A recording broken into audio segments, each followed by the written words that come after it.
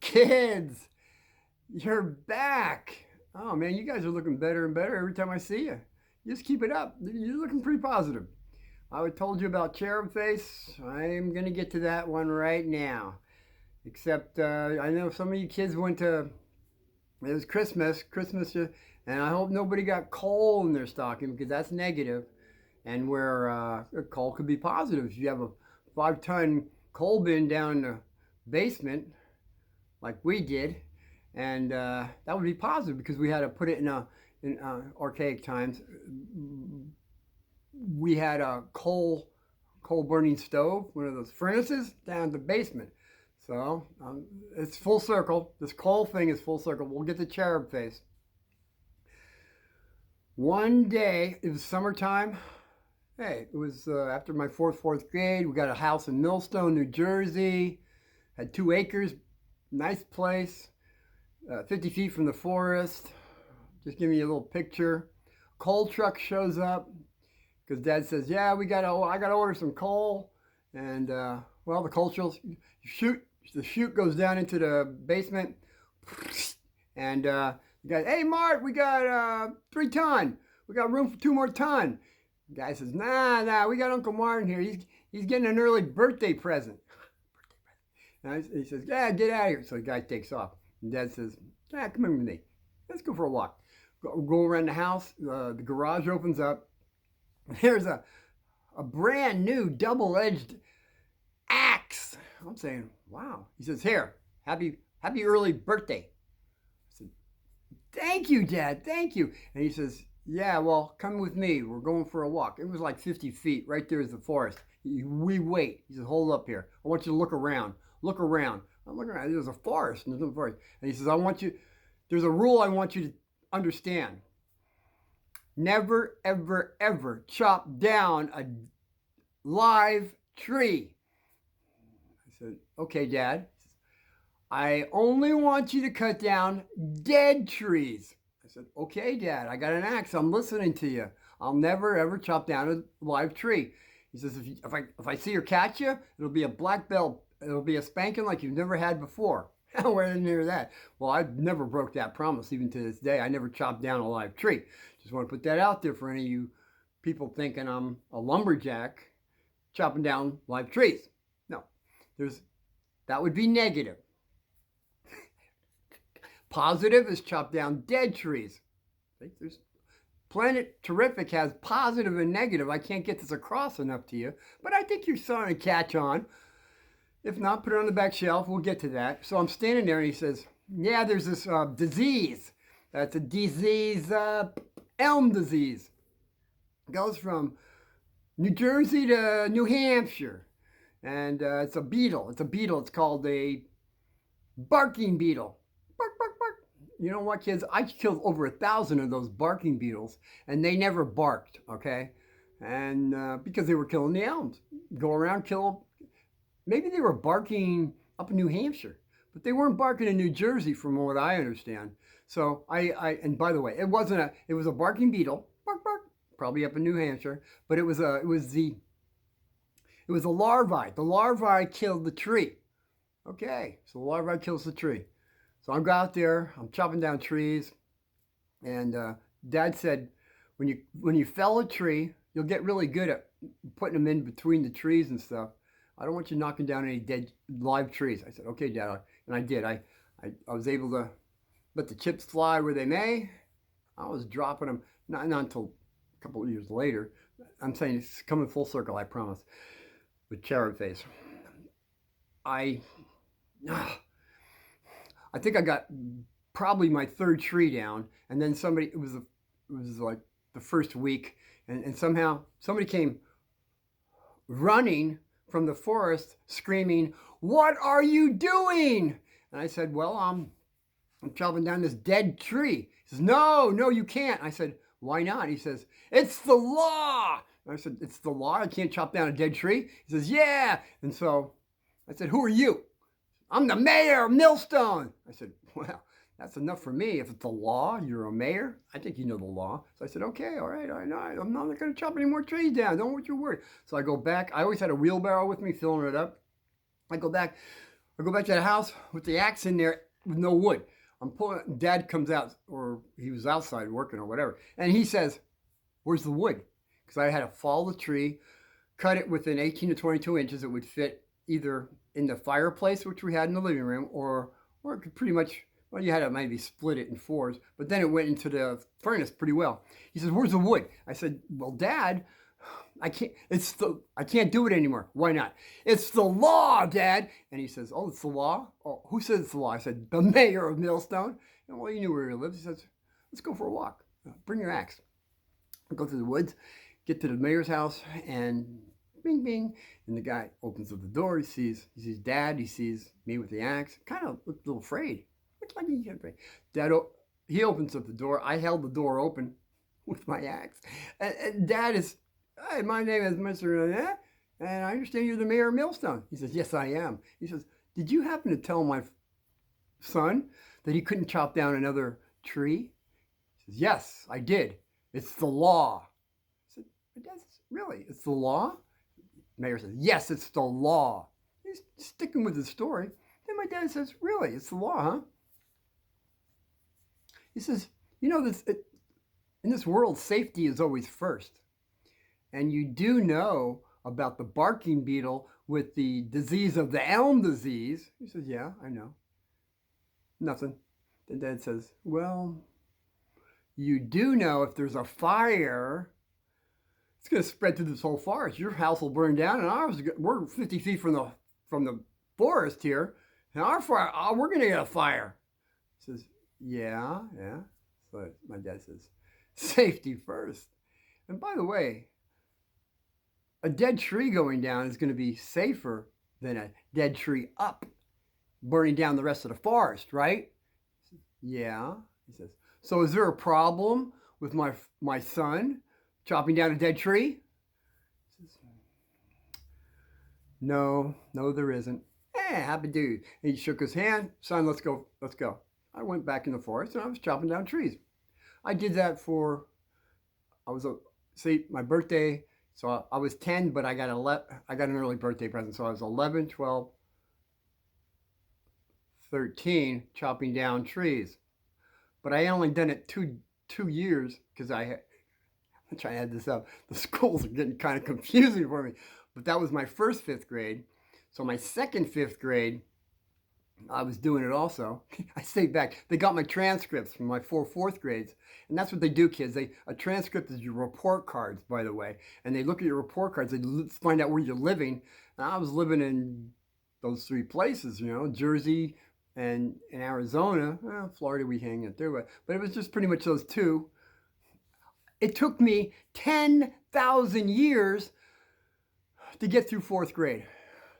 2,500. I'm not going to go there right now. Trust me, it was 10,000 miles. So I'm now my first fifth grade, my second fifth grade, chopping down trees. Now I'm on my sixth grade, which I'm getting to now. So it wasn't until the end of, I had 3 report cards in my sixth grade, and then it was the last report card that I was able to really deal with Mr. Cherub Face. So I had basically 3 years of chopping down trees. Just wanted to get that out of the way because we're coming full circle. Now we can go the first day in sixth grade. It's a morning with the sun coming through, big oak desk.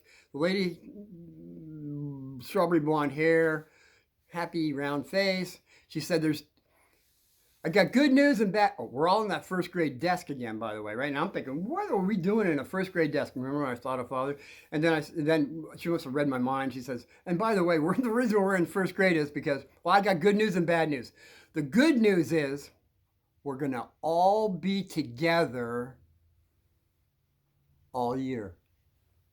All year we're going to be together.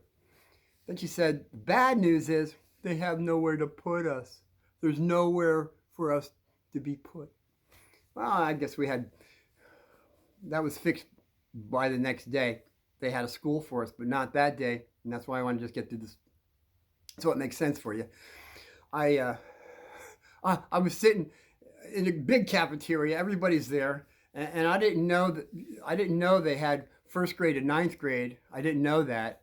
I just knew there was a bunch of kids in the auditorium, in the cafeteria.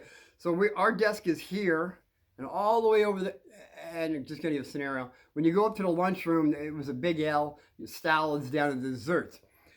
So I'm sitting here, and I'm looking across because I'm smiling and happy. I got all my people with me. I got all my friends, and because since we were together on my second fifth grade, everybody was together. We were all together. The same kids that I had in my second fifth grade were all the same kids in my sixth grade at the same phases. So I got buddies, I got friends. So we're all sitting around. We're talking about where are they going to put us? Who cares? We don't care. So long as we're together, it's happy. All right, so I'm laughing, and I look across and I see this guy way on the other side. He's by the dessert section, and he's like looking at me really mean. I'm thinking, who is this guy? In my mind, I'm thinking, wow, he's got a big black mustache. He must be an assistant teacher. That's all I thought. Okay, ba-boom, ba-boom, we're gone. To another school. We go to 1, 2, 3 schools, and then finally we come back to this school. So I can't count Bloomfield.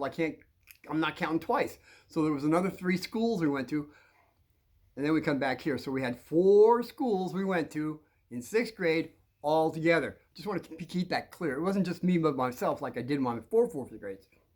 So now I'm going to sit. I had 3 report cards at other schools. Now I'm back at Bloomfield with 1 more report card to go before I graduate 6th grade. And then I'm sitting in the same spot. Tom's still next to me. Nikki's here. Mango's here. Well, same pretty much seating arrangement. As a matter of fact, when I'm looking down at where I was with Cherub Face, I said, boy, that guy looks like he has a thicker mustache. Then I had to ask, who is that guy down there looking at me so mean? And Tom says, you don't know about him? And I said, no, I don't know. Is he assistant teacher? No, he's the guy that he's been here since 1st grade. He's the bully of the school. I said, I didn't know that. I thought he was assistant teacher. And then he says, no, he's beat up. I don't know where Tom got all this information. I guess he was inquisitive. And he says, 1st grade to 9th grade, he's beat up every fight he's had. He's beat him up. And the kids were never the same again. Boy, where haven't I heard that before? And I said, really? They're not the same? No, they're not the same. That's what I heard. Tom. So is Tom trying to give me fear or something? Or maybe he's just, that's what I'm saying, kids. They always do that to you before you even get anything going. It's like, what is going on with this fear thing? So I'm still smiling and laughing. This guy down there is really I got his attention. So we get out the doors, and right there to the left, I'm trying to give you a scenario, right to the left is the empty room where our room is, but there's nobody there because we got to go to the library, which is down a little piece to the left. So just give me a little scenario where everything was in Bloomfield. I'm sure they didn't change it around. So as we get out, I see this guy.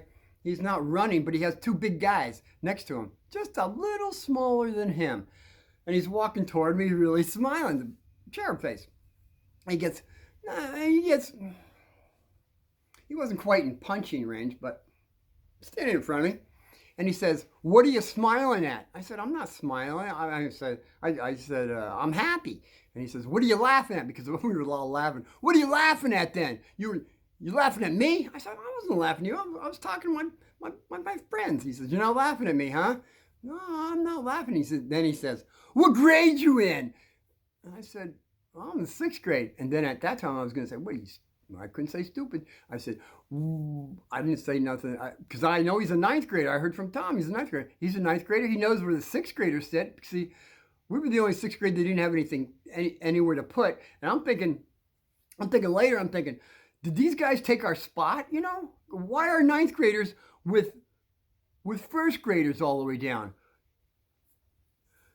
The school administration, if you ever get a hold of this, you don't put 9th graders in that position, all right? I don't care if there's anywhere to go, nowhere to put somebody, you put the 9th graders somewhere.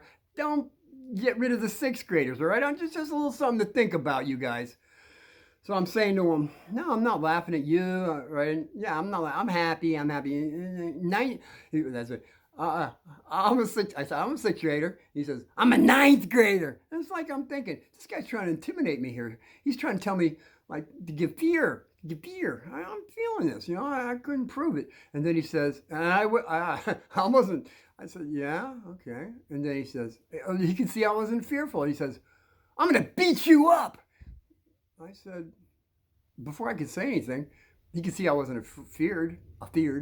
And he points, he says, and when I'm done with you, I'm going to do worse to those guys. And it was my friends behind me. I thought they were my friends. I turned around, and they're like 2 car lengths back. I'm standing there alone with this guy and his 2 henchmen. And I'm thinking, all I said was, and then he said again, I'm going to beat you up. And he couldn't stop saying that for some reason. This guy was very determined to try to get the ear. And then I said, okay. And before I could say, all I said was okay. And before I could say arm wrestle first, I just said, okay. He said, it was like it opened up something. He says, oh boy. He said, I'm going to take your right arm off and I'm going to beat you to death with it. And I said, I think, I didn't say if we're going to fight. I said, no, I didn't say that either. I said, we have to arm wrestle first. And he said, absolutely, that room there. And I said, no, I'm not. That's the empty room. He knew that's where our room was. He says, all right, if it's not there, we're going to do over here. And it was the cafeteria. And I thought, well, I don't know if my bros were behind me. Not that it would matter, but it was like I was going to be in there with these guys. I said, it's not a good place. I think I got to go to the library. If we're gonna arm wrestle, we're gonna do it in the library. And so we go down there, and I the doors are open, and I look around. There's no place to sit. It's a packed room, and there's nowhere to sit. And I'm looking down, and there's 2 seats. The oak long library tables. There's an empty seat here, empty seat here. He sits down there, puts his arm up. I'm thinking, wow, how come everybody's in here? I didn't know there was that many people. So I'm thinking, hindsight, I think it was last week. I think you must have heard us talking, because there was more people in that library than I remember before, on the first day anyway. Maybe more kids showed up. But I'm sitting down, I had a long sleeve shirt on. He had a bright red shirt, and his muscles, when he put it up, it was like 3 times my size. And he's put his arm up.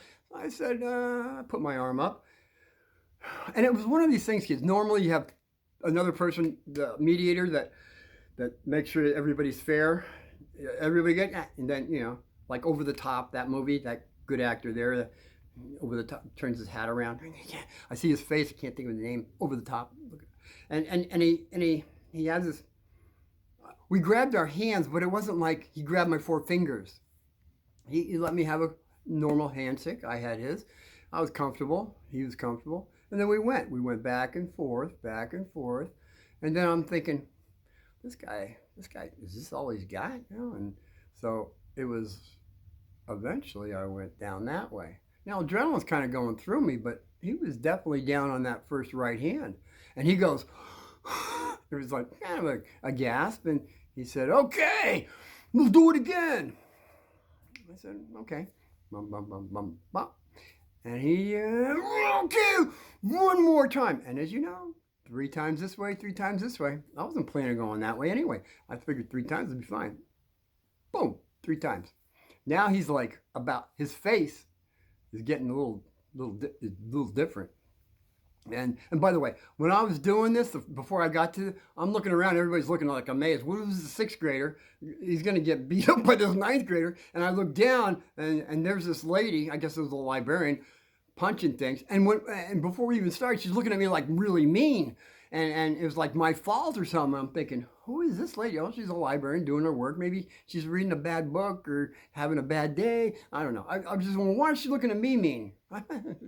And so the 3rd time it goes down, then he says, okay, left-handed.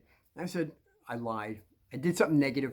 I lied. I said, I'm weaker. I'm weaker in my left hand. And that's when his friends came closer. And he's like really happy now that I'm weaker. And I lied because I shot the bow. Since I was 5. I had a quiver. It was suction cups. But I worked into the other arrows later. I just want to put a little thing out there. So my dad told me early, he said, yeah, you keep going with your right arm with this bow, kid, you're going to have to be like a hunchback or something. Your arm's going to be really big. And he says, I want you to be balanced. Make sure you do something with the left arm. So ever since that time I heard it, I always made sure I did more with my left than my right, since I'm a right-handed person. So I kept that in mind. So I was stronger in my left arm. I lied. I know it was negative. But we put it up there and bum, ba, bum, ba, bum, ba. He's like, what? Who are you? Let me feel your muscle. I said, you're not going to feel my muscle. I had a long sleeve shirt on. Not that it would have mattered, comparing my muscle to his. So he says, one more time. So, boom.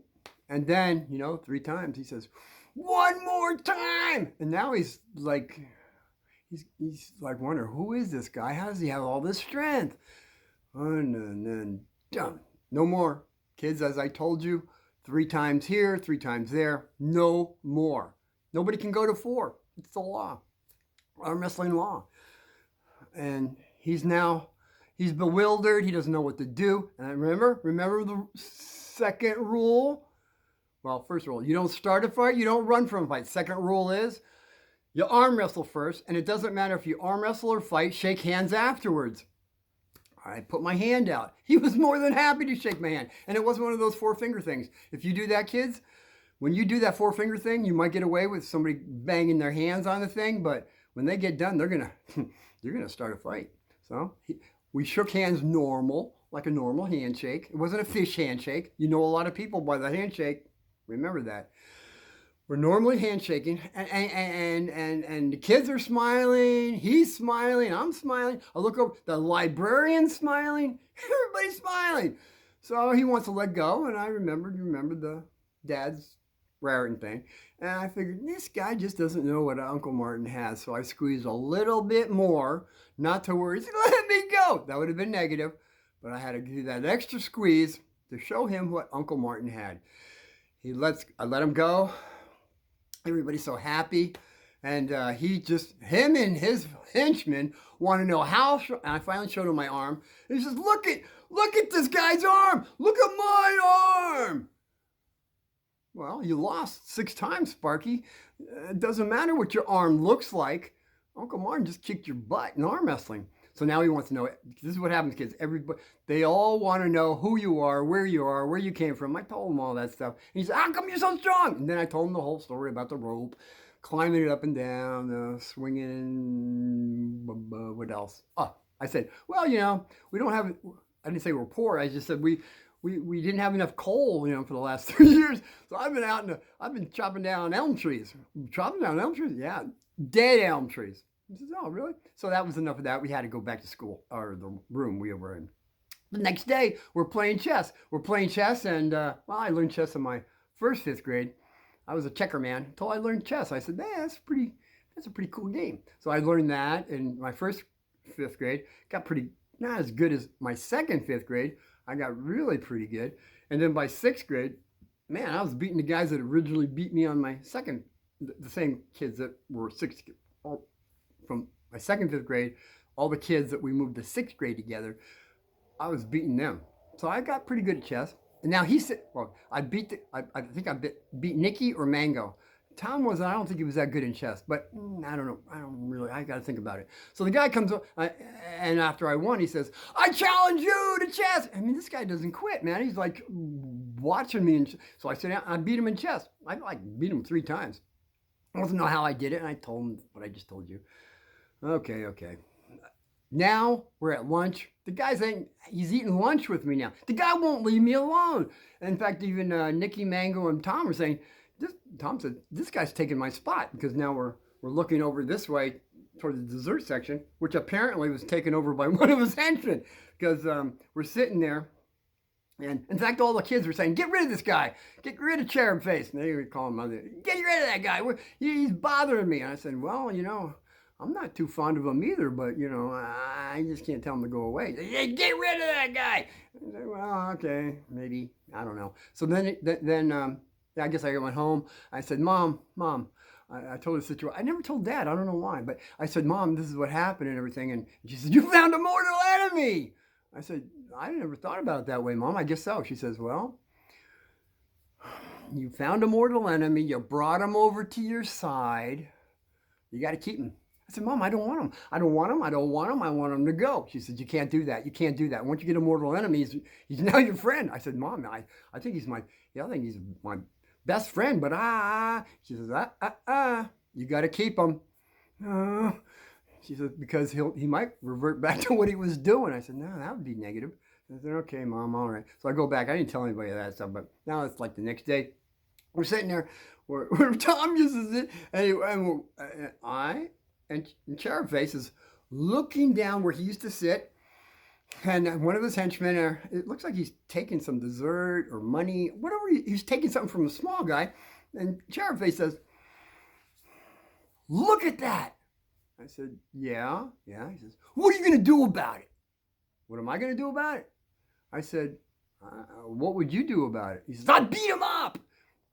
I said, is there another way of handling that? And I didn't even wait for his answer. I said, is there another way of handling that? And I said, well, why don't you go take care of it? He was up and running. Tom, Nikki, and Mango said, what are you crazy? This guy's going to go beat him up. And I said, oh my God, what did I do? What did I do? What did I do? And so he's talking for a while over there, and all of a sudden, whatever it was being taken was given back to the little guy. He comes back. His face and demeanor is totally different. It's looking like, actually, he comes back and says, with a different face, looked like an angel face now, not like it looked more positive, but bewildered positive. It's where he's coming back. Actually, I don't even know if it was positive. It was a bewildered face, but his words were, I never thought about it that way before. Lightning went through me to where you never thought about it. Who is this guy? He never thought about it that way? And I didn't realize that, he was a bully, obviously, but I never thought that he couldn't think that way. See, that's what I'm saying, kids. Bullies think that way. I didn't know it at the time. They think they can take and take and take because nobody stood up to them, and they always got what they wanted. And so since they got what they wanted, they thought it was positive, and it was good. It was a good thing to do. It was positive. I got what I wanted. And they didn't know it was negative. See, they never knew it. And that's what he was clicking, that there was another way of looking at it. You don't have to beat somebody up. You can work things out. Whatever he did, I didn't ask what he did. Didn't beat him up. So I'm saying, kids, there's always two ways of looking at things. Positively, negatively. That's what I'm saying. In the universe, on this planet, terrific. All we got is positive and negative. That's all we got. I guess they say it's gray area. It's gray. No, it's positive or negative, guys. You got to look at it that way. You start saying gray, that means it's an excuse to do something negative. I think that's why they're saying it's gray. They don't want to go black and positive, negative. Well, actually, positive would be white and negative would be black. If you're an electrician, then it would be those colors. Otherwise, it's either positive or negative. There you go. So, what do we got next? I got to go. But I promise I'll be back. Pretty much covered a lot of stuff. That's positive. We can go now to my second fourth grade out of my four fourth grades, because it's very important. B, B, B plus, D minus. On the same test. Maybe it was just a coincidence or something, but I don't think so. So I'll promise I'll be back, because the lighthouse went off, and I promise you I'll have literally a boatload of information. All right, until then, well, I'm going to say aloha, because there's people that rearrange words. You'll say hello, and then they're saying, he said goodbye, I said hello. And those people, you got to be really careful on what you say to them. In fact, that's what I'm saying. You say aloha. You don't say hello or goodbye. Aloha. They can't nail you to the wall on aloha. The Hawaiians don't believe in goodbye. They say aloha. So that's what Uncle Martin's going to do. Aloha. And be well.